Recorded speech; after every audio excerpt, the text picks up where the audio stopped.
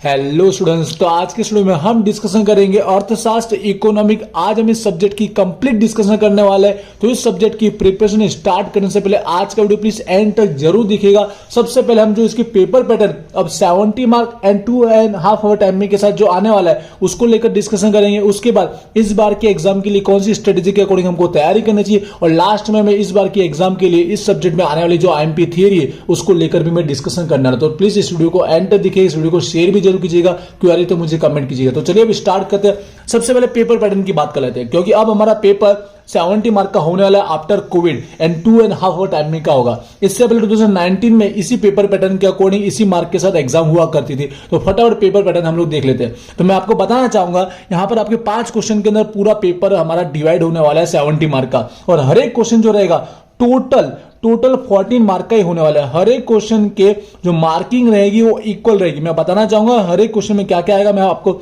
Detail में समझाने वाला हूं। प्लीज इस वीडियो को एंड तक देखिएगा। क्वेश्चन 5 में कैसे पूछा जाएगा वो भी ध्यान से समझिएगा। तो सबसे पहले मैं एक एक क्वेश्चन के अंदर किस तरह से मार्किंग हो सकती है इस सब्जेक्ट में वो मैं पहले बताना चाहूंगा, क्योंकि हमारे पास 3 ऑप्शन है।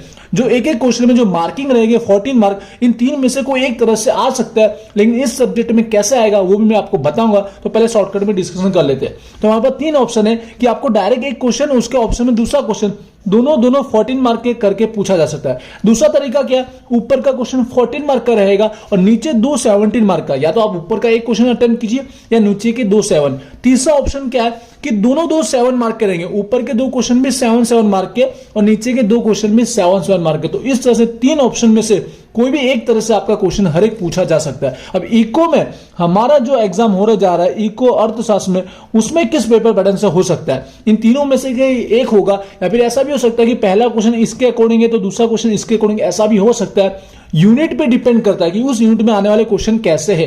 तो यहां पे मैं बताना चाहूंगा, ठीक है, 99% होने की संभावना जो है वही मैं बात करूंगा, क्योंकि हर एक बार जो एग्जाम हुई 2019 से भी पहले या फिर हमारे कोविड सिचुएशन में भी, इकोनॉमिक में हमारा जो भी कंटेंट है वो लॉन्ग टॉपिक है। एक एक जो हमारा क्वेश्चन है थियरिकल बहुत ही लॉन्ग और डीप में पूछा गया, डीप में समझाया गया। इसलिए मेरा जहां तक मानना है ये फर्स्ट क्वेश्चन के अकॉर्डिंग ही आपकी इस इकोनॉमिक के एग्जाम में होने के चांसेस है। मतलब आप समझ गए कि हमारे पास एक क्वेश्चन होगा तो उसके ऑप्शन में दूसरा क्वेश्चन होगा, डायरेक्ट 14 और 14 मार्क का ही होगा। डायरेक्ट समझ गए, मतलब एक क्वेश्चन आप अटेम्प्ट करोगे तो डायरेक्ट आपका वो यूनिट कंप्लीट हो जाएगा। बाय चांस हो सकता है कि जैसे क्वेश्चन 2 के अंदर एक क्वेश्चन है, ठीक है, 14 मार्क का, या फिर उसके ऑप्शन में 2 क्वेश्चन देखने को मिल सकते हैं ए और बी करके, क्योंकि इस यूनिट के अंदर आप देख रहे हो 7 मार्क के क्वेश्चन भी बनते हैं। इसलिए इसमें ऐसा करके पूछ भी सकता है, तो कहीं पे भी चेंजेस हो सकता है, लेकिन आपको उसकी चिंता नहीं करनी, क्योंकि हमको डायरेक्ट 14 मार्क लाना ही है। स्ट्रेटेजी बताऊंगा कि आपको कौन से क्वेश्चन अटेम्प्ट करने चाहिए, किस तरह से आपको सिलेक्शन करना चाहिए। आई होप आपको क्लियर हुआ होगा। हर एक क्वेश्चन है हमारा 14 मार्क का ही बनने वाला है। स्टार्टिंग के जो 4 क्वेश्चन रहेंगे वो एक एक यूनिट में से आने वाले, एक एक यूनिट में से आने वाले। हमारे पास 4 यूनिट है, इसलिए चारों यूनिट में से 4 क्वेश्चन बनेंगे डायरेक्ट 14 मार्क के। और जहां तक मैं बोलना चाहूंगा इस सब्जेक्ट में आपको एक क्वेश्चन के ऑप्शन में एक क्वेश्चन देखने को मिलेगा डायरेक्ट 14 मार्क का। थोड़ा स्पीड में लिख रहा है इसलिए राइटिंग ऐसी हो सकती है। समझ गए होंगे पेपर पैटर्न को लेकर, शॉर्टकट में डिस्कशन किया। बाय चांस का चेंज होना है तो ऑप्शन में 7 हो सकता है, लेकिन 14 का होगा ये 100% है, ठीक है। ये ऑप्शन होने के 99% चांसेस नहीं है।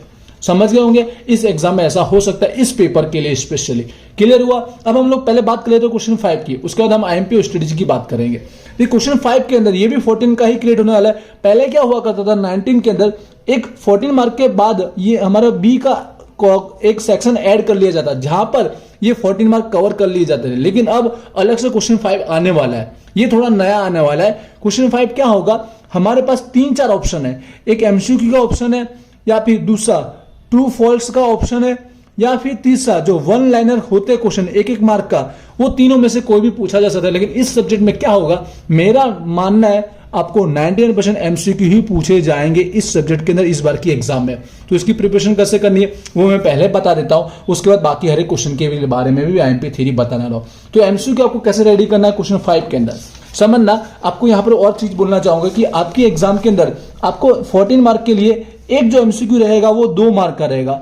एक एमसीक्यू कितने मार्क का रहेगा, 2 मार्क का रहेगा। तो आपको 7 अटेम्प्ट करने, कितने अटेम्प्ट करने, 7, और आउट ऑफ आपको दिए गए होंगे आई थिंक 12th का राउंड दिए होंगे, 12 दिए गए, 12 में से आपको 7 अटेम्प्ट करने, शायद एक दो आगे पीछे भी हो सकता है, लेकिन आपको एक्स्ट्रा ही दिए गए होंगे। 7 अटेम्प्ट करने, हर एक का 2 मार्क होने वाले, एक बार ध्यान से रीड जरूर कीजिएगा। इसकी तैयारी आपको कैसे करनी है, आप अपने पास बुक देख रहे होंगे तो आपके पास एक कुमार प्रकाशन है, आपको एमसीक्यू सबसे पहले करना है और उसके बाद एक वाक्य को जो है वो करना है। आपको दिखाना चाहूंगा एक यूनिट के अंदर, जैसे आप समझ पाएंगे, इंग्लिश करने वाले भी इसे इजीली समझ पाएंगे, अपना बुक रखेंगे तो वो भी अच्छे से देख पाएंगे। सबसे पहले आपको आना है एमसीक्यू, ये जितनी भी एमसीक्यू दी आपके लेटेस्ट बुक से तो उसके अंदर ज्यादा दिए होंगे, तो ये पहले आपको एमसीक्यू करना है, इसमें से आपको 7 तो मिल ही जाएंगे। दूसरा, एक एक मार्क के इसलिए करना कि आएंगे एमसीक्यू, लेकिन कितनी बार एक एक वाक्य में से भी वो एमसीक्यू बना हुआ पूछा जा सकता है, क्योंकि यहां पर वो क्वेश्चन ना हो लेकिन वो यहां पर हो सकता है, इसलिए इतना देख के चले जाना।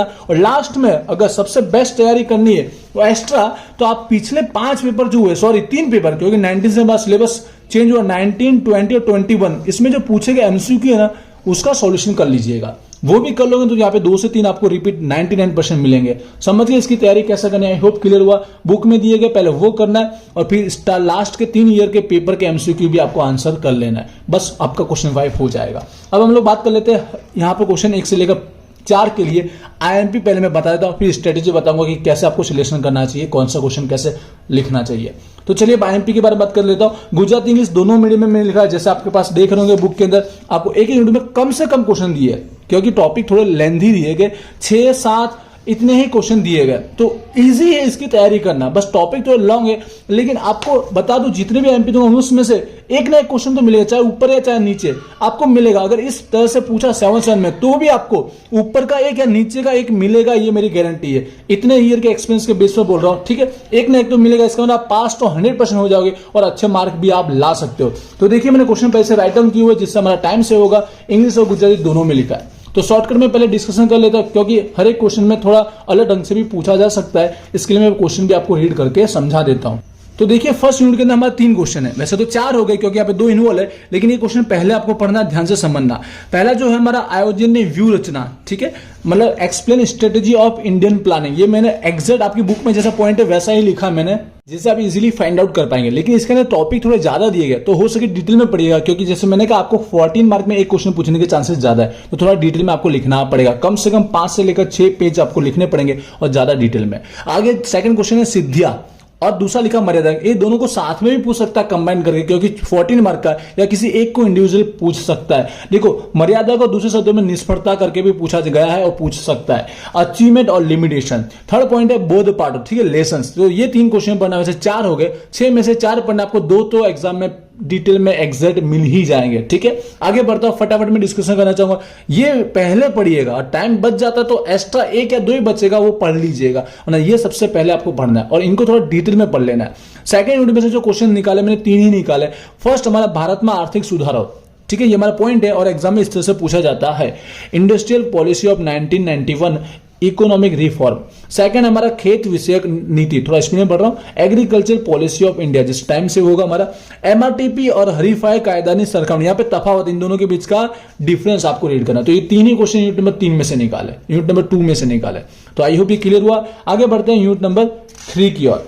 तो देखिए यूनिट नंबर 3 के अंदर मैंने 3 क्वेश्चन निकाले हैं, ठीक है। एक क्वेश्चन आना तो 100% है इसमें से, ठीक है। तो देखिए पहला है 14वां नाना पंच। ये जो नाना पंच है 14 नंबर वाला, उसका अहवाल के अंदर 2 पॉइंट दिए गए, कार्य क्षेत्र दिया गया और भलामण। भलामण पहले पढ़िएगा, ऐसे तो डिटेल में कार्य क्षेत्र भी पढ़ना, लेकिन भलामण पहले पढ़िएगा, कि वही एग्जाम में डायरेक्ट इसी तरह से क्वेश्चन बना के पूछा जाता है। 14 फाइनेंस कमीशन रिपोर्ट, जिसमें रिकमेंडेशन का टॉपिक है, वो पहले पढ़ लीजिएगा। फिर हमारा केंद्र और राज्य सरकार दोनों के बीच का या समझना, नाणय के संबंध का प्रश्न या फिर उसको मर्यादा, दोनों एक ही बात है, ठीक है। Central and state financial relation का जो इश्यू है या फिर उसको लिमिटेशन, इस तरह से पूछा जा सकता है। ये सब क्वेश्चन मैंने पहले भी 2020, 20 और 21 में भी मैंने यही दिए थे, क्योंकि मोस्ट इंपोर्टेंट यही है और आने वाले ईयर के लिए भी यही रहने वाला, इसलिए ज्यादा कोई चेंजेस किया गया नहीं है, वही क्वेश्चन मैं दे रहा हूं कम से कम जो पहले भी मैंने दिए थे। थर्ड क्वेश्चन अगेन केंद्र राज्य सरकार का, लेकिन इस बार समझना नाणाकीय वेचवणी व्यवस्था है, वेचवणी व्यवस्था, ठीक है। यहां पर distribution system of finance between central and state. 3 question दिए, 6 में से 3 क्वेश्शन है, ये पढ़ लेना। टाइम बचे तो एक एक्स्ट्रा आप देख लेना, तो आपका पूरा पेपर इजीली बिना रिस्क के कवर हो जाएगा। चौथे में सबसे इजी, आप ये जो टॉपिक देख रहे हो 14 क्वेश्चन, सो यूनिट नंबर 4 सबसे इजी टाइप के, मतलब आप 1 या 2 क्वेश्चन पढ़ोगे, उसके बाद अगर अलग क्वेश्चन आ गया तो भी आप उसके बारे में लिख सकते हो, ठीक है, पहले आपको अर्थ पढ़ लेना चाहिए। फुगावो है इन्फ्लेशन, जिसको दूसरे शब्दों में भाव वधारो बोलते हैं। इसका मीनिंग क्या होता है थोड़ा डिटेल में जान लेना, इसलिए आप एक्स्ट्रा लिख सको एग्जाम के अंदर, क्योंकि 14 मार्क का है तो एक्स्ट्रा लिखने का आपको आना ही चाहिए।